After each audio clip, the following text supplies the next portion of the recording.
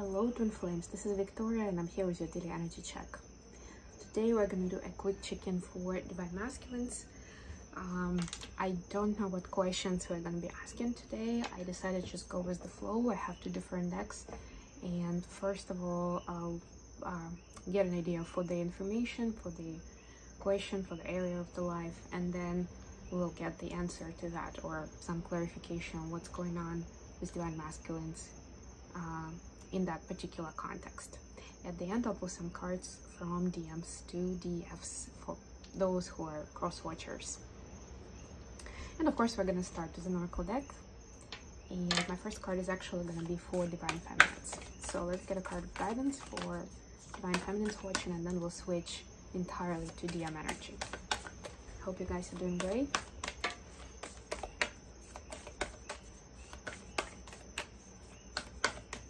For me, this is a pretty intense week for several reasons, so yeah, I'll try to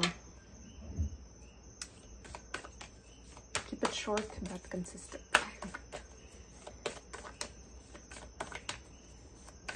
I might need to take a break on one of the upcoming days of the weekend because I might be traveling, but we'll see about that. So for Divine Feminine, we have card number 33. Let's see.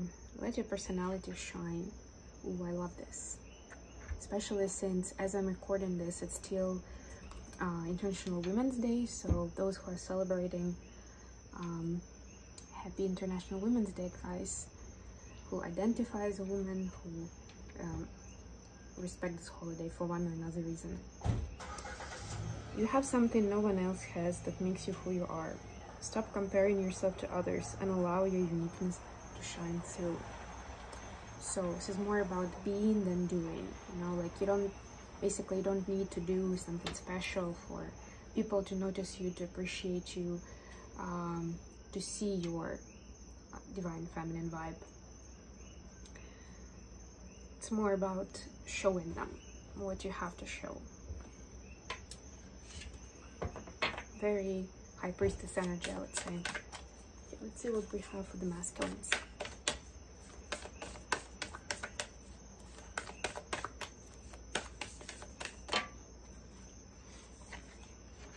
Number 34.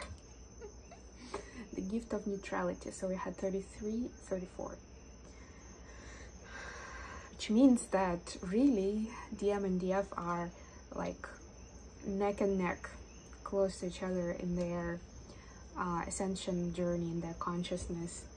It's just that it doesn't look the same necessarily externally, and of course some information is not being revealed to another twin on purpose, but yeah, this is a big time confirmation. So let's see.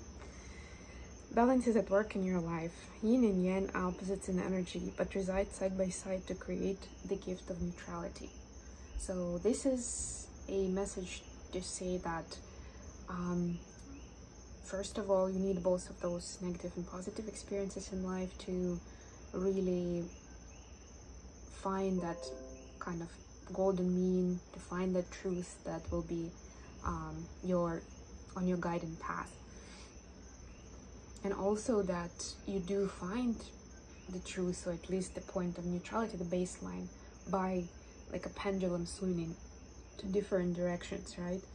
Yin and yang, doing, being, black and white, light and shadow, right? And through those experiences you get into that baseline point, and you're able to grasp that concept in a more, 360 way, not in a flat way, not in a karmic way.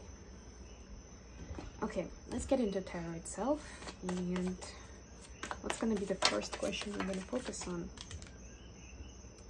Page of Pentacles in reverse.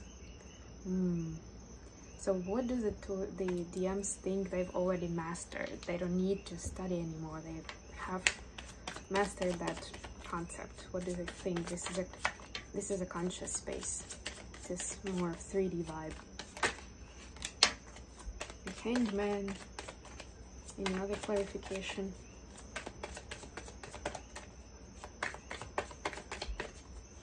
Ability to see the situation objectively. That's a very interesting one. Woo! Nine of Wands, Queen of Wands, yeah. To see the fears and the strengths of the situation, of the person, of whichever scenario this is, right? Like the Hangman is about taking another view. It's also about contemplation, observation, those kind of skills, right? So Divine Masculine think that they've actually mastered the skill where they can zoom out and objectively see what is the you know, which part of it, of that experience is fear and which part of it is wisdom. It doesn't mean that they can handle it well, but at least they feel like they can tell what's what. Pretty big deal. Okay, let's get another deck and get another question answered. What else can we know about DM journey today? What is important for us to know? So in other words, for the first one, especially for DMs watching, if you feel like your DM has no clue what's going on, for example, in their karmic situation, because they feel like it seems like they're making silly choices and like they have no clue, it's not really true, right? Again, it's not revealed to you in a way for you to have that confirmation, but it doesn't mean that they don't know what's happening, right? It's just that sometimes, and you know how that happens, where we feel that for certain reasons we have to make a certain choice, even if we know that it's not the one that we want to make in our heart, in our soul, right? We still make the choice that we're supposed to make for some external reasons. Okay, what's the other question? Seven of Swords in reverse. So what kind of insight have they gotten where they were under their own impression before around the journey? What kind of clarity have they gotten around the journey, around the connection where they had a very wrong understanding before? This is also the conscious mind. This is the Swords. Ooh, another Nine of Wands. It's interesting. Anything else? Another Page of Pentacles in reverse. Yeah, it's, you know, the guides have been a little ironic here. So now they understand that they had the wrong impression about income and money as an energy, and what does it depend on, how does it arrive, how to build a career, like based on what criteria, right? Step 1, step 2, step 3. They understand now that they had kind of a mature view on it, or pretty narrow-minded view. And they can also see how much fear was guiding their decisions in that path, right? And a lot of it was not justified fear in the real time, but it was the fear of the past. Okay, a few messages here. So they feel like they now understand that with time, and we're supposed to consciously tell ourselves that, remind ourselves that we do change, we ascend, we get smarter, wiser, you know, we get those extra experiences that help us, guide us to the next point, right? And not handle the same situations in the same way.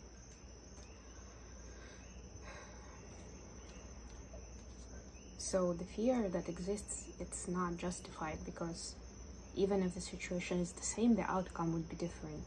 The approach would be different to handling it. So ultimately, it's going to be a different story, right? That's how lessons learned really work. So when you see this flame, right, this is like being more brave. So the conclusion that they make is, you know, we shouldn't be afraid to go for what our soul desires, right? What inspires us, what is calling for us. A lot of times those fears that we have on the way to our dream are not real. You see, like here, it's not a high fence. She can just step over it easily, but she's still stopped by the fence, like it's an obstacle, like it's a block.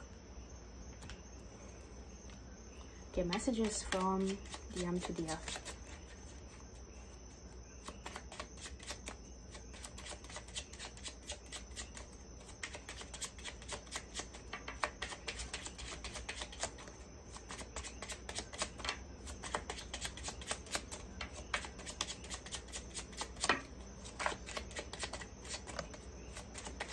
taking a minute for the ends to decide what they want to say. Okay, I got a few. I want to love you, but I don't know how. Yep, it's one of those things where they understand the situation, like what they can zoom out and see what's going on. So they understand that they do love you, they're not in denial anymore, but they still haven't figured out what to do with that information, how to work with it, how to make it, how to get it to a happy ending, let's put it that way. I really do want this to work out. You see, really, I promise I'm working on fixing this. So it's like they put a pin on it, and it's like on their vision board, you know, like something to work towards, but something that's not gonna happen in a day, but step by step they're getting closer. They have their eyes on the prize. Okay, I hope this has been good for you guys. Thank you so much for joining me today, and I'll be back with my readings very, very soon.